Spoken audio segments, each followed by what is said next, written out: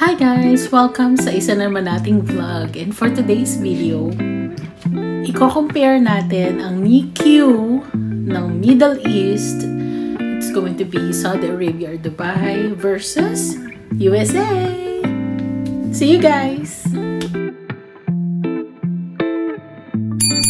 Okay, gagawin natin tong video na to help everybody na nasa NICU field na gustong malaman ano nga ba ang differences or similarities na meron sa setup natin sa Middle East versus United States. So, andito ako ngayon sa Sanford, North Dakota. I'm working in Sanford, North Dakota.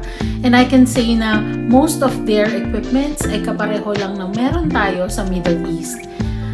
And ang only difference lang is kasi first time ko lang talagang makita yung jet ventilator nila at yung oscillator nila na pagkalaki-laki. So first of all, NICU setup.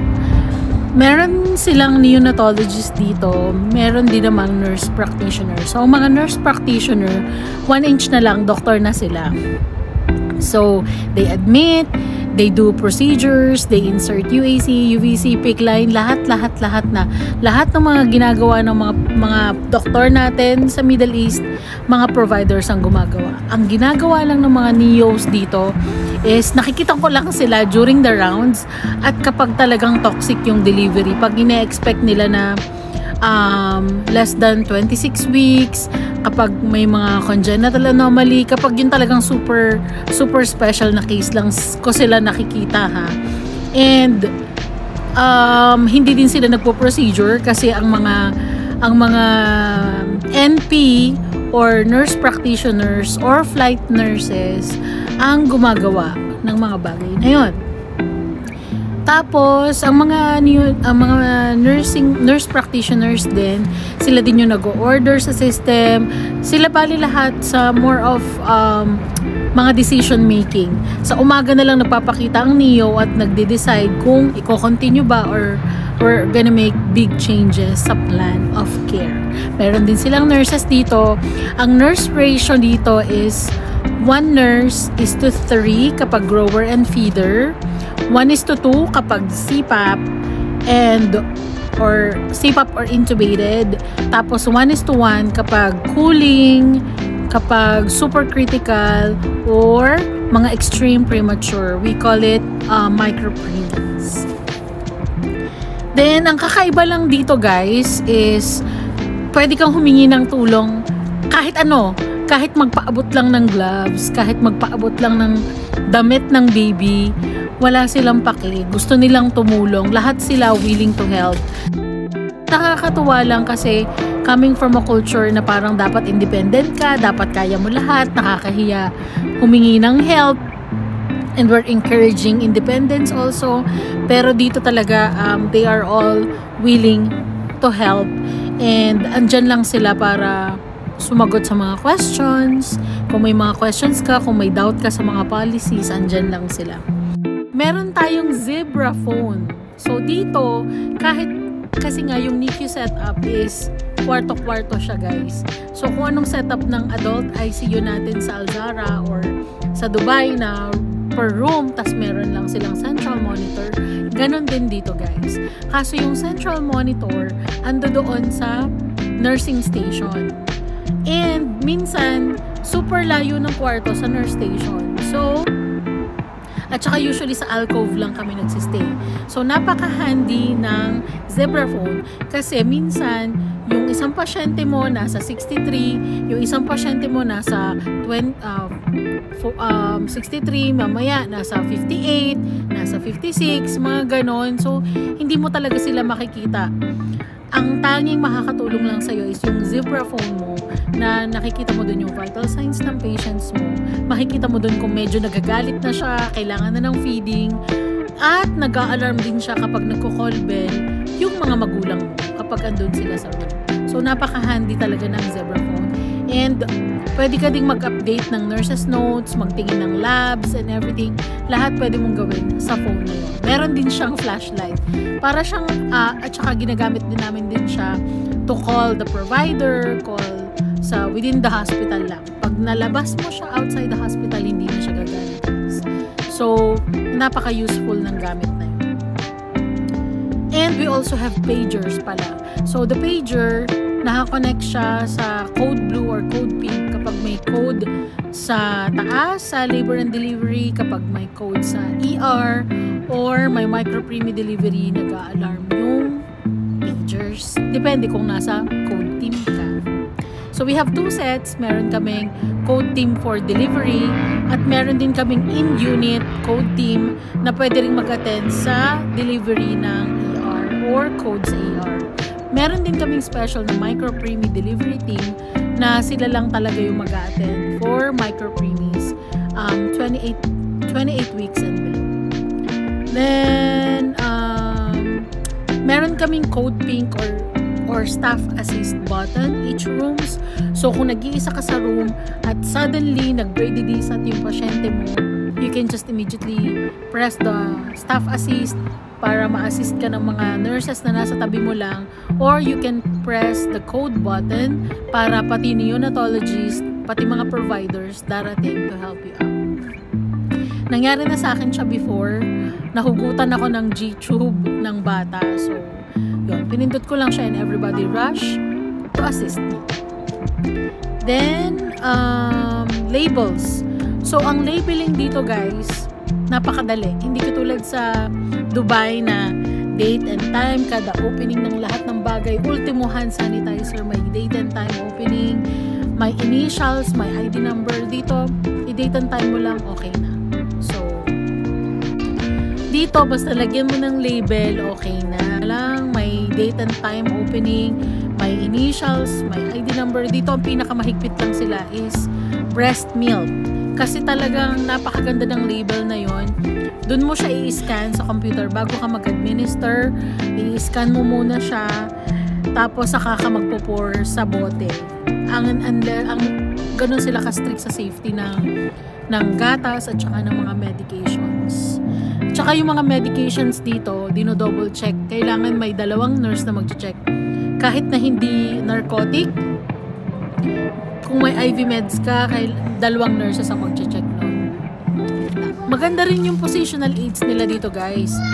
Sa Middle East kasi, nasanay tayo na ano lang, yung horseshoe na blanket, yun lang. Unlike dito, meron talaga silang special na bendy bumpers, meron silang special na froggies, and positional aids para mas comfortable yung baby mo. Lalo na yung mga term babies na iyakin. Gustong-gusto nila yung may parang mabigat sa katawan nila na parang may naghahawak sa kanila. So, napaka-useful nun, especially sa paghahawak ng pacifier. Parents can visit at anytime na gusto nila, as long as magdadala sila ng breast milk or gusto lang nilang pumunta. Sa Middle East guys, usually ang mga parents doon pupunta lang, dadala ng breast milk, chichika ng konti sa doktor, tas okay na. Dito, yung iba dito talaga natutulog sa kwarto kasi nga since yung setup niya is kwarto, meron silang pull-out bed sa loob ng room. So, they can practically stay all 24/7. Yung iba nga, kung gano'n kahaba yung stay ng baby, ganun din sila. Doon lang din sila nagsistay. Meron kasing washing machine dun sa NICU namin. So, hindi sila nagwo-worry. And sometimes, hindi na sila, alam mo yun, umaalis lang sila para maglaba, tas babalik ulit sila. So, ganun sila dito sa mga baby nila. Parang gusto nila all the time kasama yung baby nila. As young as 22 weeks, makikita mo na nandito lang sila lagi sa bedside. But as soon as they start working, dun lang sila umaalis ng NICU. And bumabalik naman sila sa hapon after work. So, yun. But here sa US, they can bring relatives inside the room. Hindi katulad sa Middle East na talagang parents lang ang allowed inside. Here, they can bring up to 4 people sa room. They can even bring their siblings at saka yung mga anak nilang maliliit, just as long as it's not RSV season. Then, ventilators, pumps, and incubators and drips. So, Hamilton ventilator. So, yun ang ginagamit nila kapag conventional or CPAP. Pero kapag jet ventilation na or oscillator, may iba silang ventilator for that. And medyo mahirap siyang aralin and tricky siya kasi especially yung oscillator, straight yung tubing niya, so magalaw mo lang siya ng konti, magbibip na siya, tapos tumatalsik yung humidity niya from the machine. So ingat-ingat kasi kung may infection yung bata mo sa baga, baka tumalsik sa mata mo, so danger. And may pump sila dito na special for feeding. May bag na pump, especially yung mga batang chronic at naka-G-tube na. So, pero pwede din naman pag small volume na yung regular na syringe pump. It's just that kapag malalaking volume like more than 100, sometimes kapag even more than 60 nga, gumagamit na kami ng special na feeding pump. Then, to attend the delivery, ang nag-a-attend lang dito is charge and the RT or the circulator and the RT. So, ang staff nurse is taga-receive lang siya ng admission, kung may admission man. Sometimes, yung maghahawak na nurse sumasama sa delivery, pero napaka-rare nun, especially if may iba ka pang assigned na babies under sa'yo.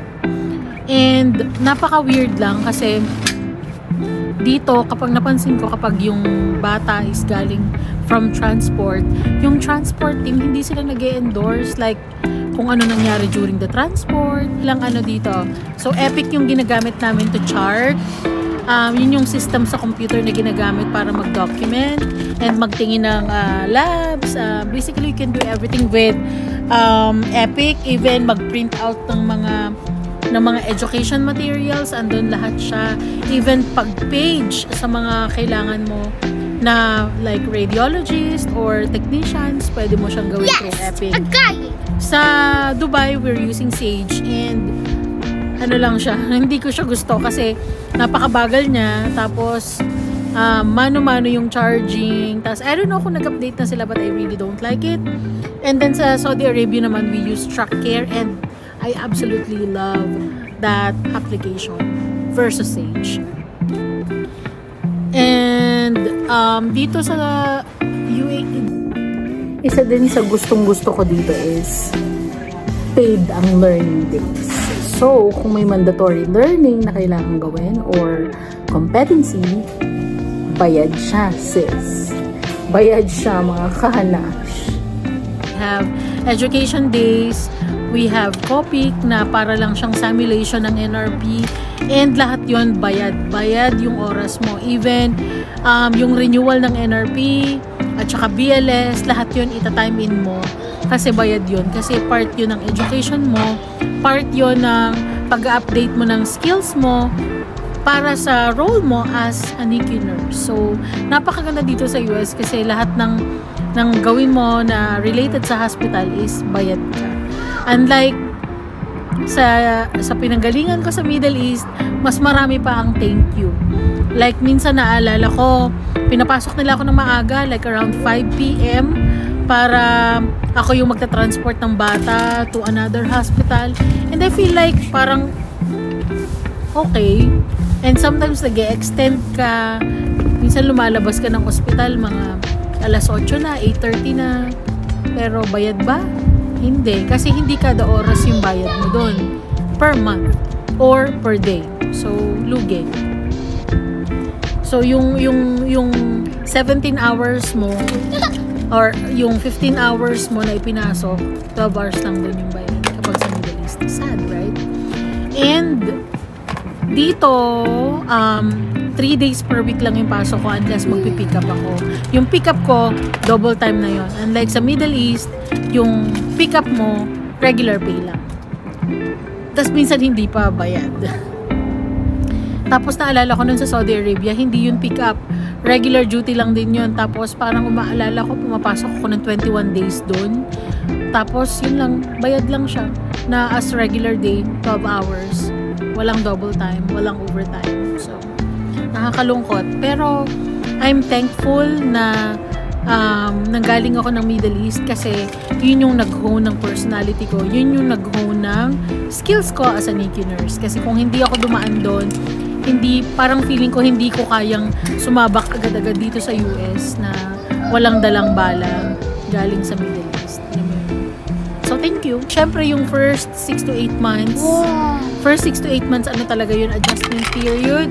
And sometimes you feel like, parang ayaw mo na mag-NICU, parang, para sa akin ba to? Or, parang gusto mo na lumipat ng ibang department kasi hindi ka naman pwedeng umalis na ng US. Andito ka na, so you have to face, na, dito ka na, huwag ka na bumalik kung saan ka pagaling. But then, parang feeling mo na nakaka-overwhelm kasi puro, dati yung mga kasama mo, puro chechi, puro kabayan, tas biglang, pagdating mo dito, mga puti na yung ka-endorse mo, tas minsan, ano pa, ang tatangkad nila, so parang nakakadagdag yun ng anxiety na parang, at saka nung confidence, kasi ang tatangkad nga nila parang mas lumiliit ka, yung tingin mo sa sarili mo parang ang liit-liit din kasi nga, parang yun, although hindi naman nila pinaparamdam sa iyo yun, pero parang personally, yun yung isa sa mga naging stressor ko na at some point gusto ko na lumipat ng ibang department. Buti na lang, nadagdagan kami ng mga Pinoy dito and nagkaroon ng mga friends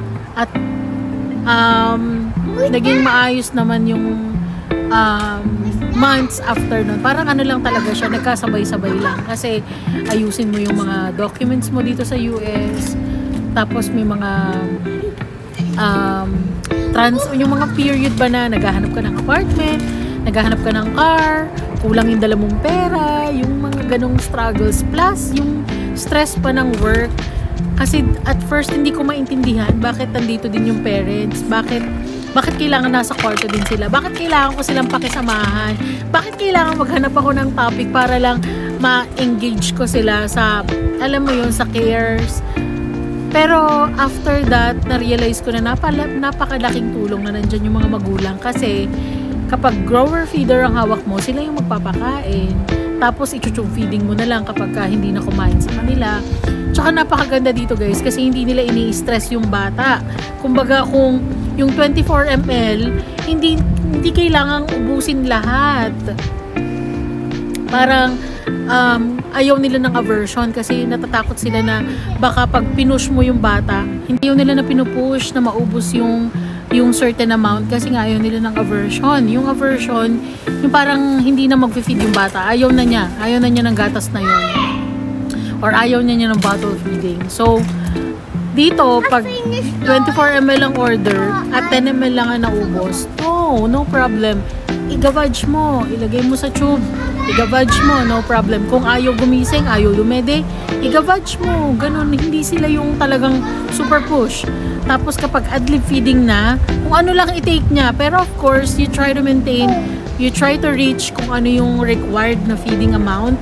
Pero, hindi yung sapilitan. Pag nakita mo na tulog na siya, nakanganga na siyang ganyan, sloppy feeder na, antok na, stop na, tapos i-record mo, obserbahan mo, and then i-endorse mo. Or sabihin mo sa provider mo na hindi na siya ganun kagaling kumain, sleepy na siya, para ma-decide nila kung mag-i-insert na ulit ng NG, mag-gavage feeding na ba ulit, or baka naman septic na yung bata. Yun. Tapos, dito, nakakagulat lang din, kahit naka-high flow yung bata, ini-NG na nila. Ewan ko kung bakit ayaw nila ng OGT dito. So, kapag nag-high flow na, pwede mo nang i-NGT yung bata. Tapos, naka-OG lang kapag of course, intubated, naka-CPAP. Pero kapag naka-high flow na, guys, naka-NG na sila dito. And, minsan, kahit ganito pa kaliit, naka-NG, naka-OG French 8 na yan. Hindi katulad sa Middle East na kahit CPAP, ibabase pa rin natin sa weight at sa liit ni baby. Kung French 5, 6, or 8 man yan. Dito, French 8 pa din. Kasi para daw ma-help na ma-decompress yung stomach. So, diba? Kasya naman. And, dito lang ako naka-encounter ng rectal irrigation. So, tayo, nagsusupositories tayo, glycerin suppository sa Middle East para pumupo si bagets. Dito, meron silang tinatawag na glycerin enema na fluid siya, tapos gagamit ka ng tube, pwedeng NGT, OGT, saksak mo, tapos i-push mo, tapos tatain na si bagets. Meron din naman silang rectal irrigation na gumagamit ng Foley catheter French 8 or French 10. Isasaksak mo, tapos mag-irrigate ka around 5. Antay muna anak, nagbibideo si mami. around 5 to 10 ml, depende sa order. Tapos, kailangan lalabas din siya. Pang-stimulate lang talaga siya. Sa Middle East, mga providers or doctors ang gumagawa nun. So, since sa Dubai, galing ako ng private hospital, wala kami masyadong special na cases like gastroschisis. Wala kami mga nagpa-perf na baby dito. Usong-uso ang perforation. Usong-uso yung neck to the point na nag-perforate na. Uso ang ostomy. So yun nga, wala kaming mga ostomy. Nag-a-attend ako ng courses before about wound care, ostomy, pero dito lang talaga ako actual naka-care ng mga babies with ostomy. And struggle is real talaga sa pagpapalit ng mga wafer, ng bag. Pero masaya siya. Syempre, tatawag ka ng kapartner para tumulong sa'yo na hawakan yung baby. And then, dito lang din ako naka-encounter ng trach. Kasi, wala kaming trach baby sa Alzara or sa Dubai. Kasi nga, private hospital kami. So, if ever na need ni baby, ililipat namin siya sa government hospital na cheaper kung magpapa-tracheostomy sila. And, I can say na mas safe mag-alaga ng mga babies na naka-trach compared sa conventional na endotracheal tube. Pero syempre, hindi naman tayo nagtitrach ng yung mga long term lang talaga yung sa case dito, yung mga hindi gumagalaw yung vocal cord or hindi lang talaga sila makahinga on their own, tas kailangan na yun. Tas dito lang din ako naka-encounter ng G-tube, caring for G-tube, maautan ng G-tube. So guys, in general, ang masasabi ko lang is, kahit saan ka pa galing, kahit sa Middle East or sa Pilipinas man, kung konti lang experience mo or marami, regardless of those things, pagpunta mo dito sa US, i-empty mo talaga yung sarili mo, tanggalin mo yung biases mo, i-clear mo yung slate mo para maka-accept ka ng bagong learnings. Kasi although same lang yung procedure, same lang yung equipment, pero iba yung policy, guys. Lagi silang kailangan nasa protocol ka, nasa policy ka. Even as simple as incubator weaning, guys. Ang crib dito, guys, hindi yung bassinet natin sa Middle East. Crib na pang pediatrics ang ginagamit dito. Tas may sizes din siya.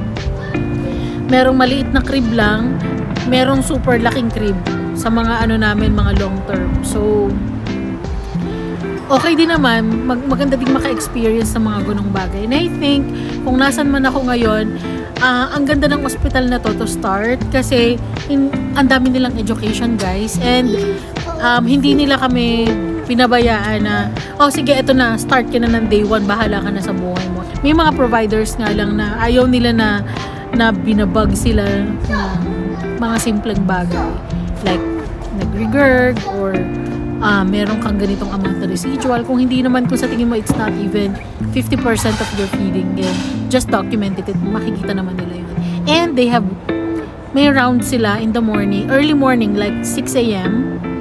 At may rounds din sila dito around 10 p.m. So, rounds yun ng provider and charge nurse. Itatanong lang sa'yo kung anong update sa baby mo, anything special.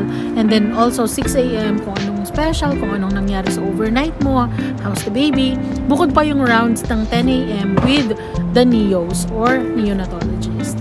So, yun. And dito, pwede mong isuot kahit na anong colorful na scrub top.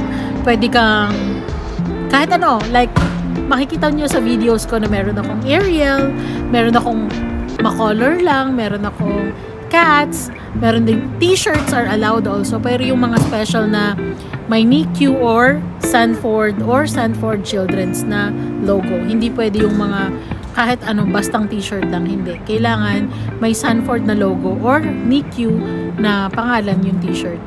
And of course, your badge. Dapat visible yung badge mo. Kahit nagki-cares ka dito, kahit na extreme preemie pa yan, nakaganyan pa rin yung badge. Kasi sa Dubai, hindi kami nagsusuot ng ID dito, laging sa may baba sa pocket. Kasi nga, maaaring mag-touch sa incubator dito. Nandito lang din. Pati pager, nandito lang din. So, sa 1 year and 6 months ko dito sa US, marami akong na-encounter na bagong mga products, bagong equipment, bagong mga sakit, bagong mga words. don't be afraid na itanong sa mga nakakaalam kung para saan yun, or magpa-repeat ng sinabi nila. Like, kung hindi mo na intindihan yung or narinig yung sinabi ng provider, pwede mong ipaulit sa kanila. Most of them are happy na i-clear kung ano man yung mga tinatanong mo. And I think they are understanding kasi nga hindi naman tayo Amerikano para laging maintindihan yung mga English nila at yung mga certain words nila. But they are more than happy to explain things, lalo na kung diba, okay naman yung pagtatanong mo, hindi naman bastos. So yun, ang mapapayo ko lang, be open-minded, accept the challenges. Sa una lang yan mahirap. First 6 to 8 months medyo struggle talaga kasi sabay-sabay lahat. But I assure you guys, everything will get better pag nakasettle na kayo lalo. And of course, kapag meron kayong kasama sa buhay, it also helps yung may support system ka. At kung single ka naman, it helps to have friends. And as early as when you step down here sa US, form friendships, i-include nyo yung sarili nyo sa communities kasi they will be your resources, resource persons, guys. So, I know it's not so grand, guys, compared sa ibang hospital. Pero dito sa hospital na nandito ako is libre ang kape, libre ang hot chocolate, libre ang tsaa, libre ang tubig, libre ice. Depende na lang sa'yo kung anong gusto mo. May paplato, baso, kutsara, tinidor, knife. Yan. Part na siguro ng pagiging NICU nurse ay ang ma-pull out sa children's cluster. So it means na pwede tayong ma-pull out sa PICU at saka sa pediatric department. Magkakatabi lang naman siya. Depende sa ratio. Sometimes we handle 1:4 or 1:3 sa peds, at sa PICU naman is depende. Pag intubated 1:1, kapag naman naka-trach lang 1:2. So dito ito nga pala yung AccuDose, guys. So dito kami kumukuha ng ward stock like paracetamol or Tylenol. Ang maganda dito, guys, they have respite room. So yung 30 minutes break mo, pwede mo siyang itulog na lang. Or kung gusto mo ikain, may pantry malaki. Pero most of the time, yung mga staff, pinipili nilang matulog na lang sa respite room, which is good. Yun lamang. Sana may natutunan kayo sa NICU topic natin today. Till our next vlog. Salamat!